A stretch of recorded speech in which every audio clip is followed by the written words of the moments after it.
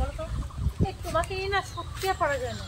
আরে কি, আরে এই চোর আমার ব্যাগ, আরে কি কোথায় আছো?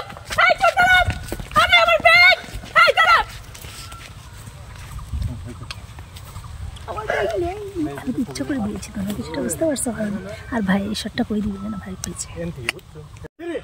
2টা টাকা দিয়া যান ভাই। ভাই আপনার টাকা নেন। এই কি করতেছ? তুই আমার টাকা নিয়ে এসে ফকিরকে কেন দিচ্ছিস? এ আপু জানেন তো আমার, আর আপনার টাকা মানে কি? এগুলো কি? আরে টাকা আমার তো ফকিরের। এই কি বলিস? হ্যাঁ, তুই আমার ব্যাগ চুরি করে নিয়ে এসে এখান থেকে দান করতেছিস, আবার উল্টা বলছিস ওটা ফকিরের মানে কি? আরে আপু ব্যাগ আপনার হতে পারে, কিন্তু টাকা তো ওই অন্ধ ফকিরের। টাকা অন্ত ফকিরের মানে? তাহলে শুনেন, তারপর এই সেম এখন কি ফ্ল্যাশব্যাকে যাবে? ওই দেখো চোখে পানি আসে আমার। রেডি 1 2 3। এবার বুঝতে পারছেন আপু? না মানে কি মানে কি? আপনি কি কাজটা ঠিক করছেন নাকি? আসলে ভাই কি বলবো বলেন, কথায় আছে না, কিছু কিছু সময় মানুষ পরিস্থিতির শিকার হয়। আমি জানি যে আমি যে কাজটা করছি সেটা ঠিক করিনি, কিন্তু কি করবো বলেন, আমার মা হসপিটালে ভর্তি, আর তাকে বাঁচানোর জন্য অনেক টাকার প্রয়োজন। ডক্টর বলছে আজকের মধ্যে যদি আমি কিছু টাকা জমা না দিই তাহলে আমার মায়ের চিকিৎসা হবে না। আর কে চায় যে আমার মা আমার চোখের সামনে মরে যায়? আমার তো কোনো ভাই নাই, আমি কোথায় যাব? আপনি জানেন আমি কত লোকে দাঁড়িয়ে দাঁড়িয়ে হাত পাচ্ছি, কেউ আমাকে কোনো সাহায্য দেয়নি, বরং উল্টে আজে বাজে কুপ্রস্তাব দিছে। বাধ্য হয়ে দেখলাম এই লোকটা অন্ধ, কিচ্ছু চোখে দেখে না, ওর কাছে অনেকগুলো টাকা আছে। তখন ভাবলাম এই টাকাটা চুরি করলে যদি আমার মা বেঁচে যায়, হয়তো কখনো পারলে পরে পরিশোধ করে দিব।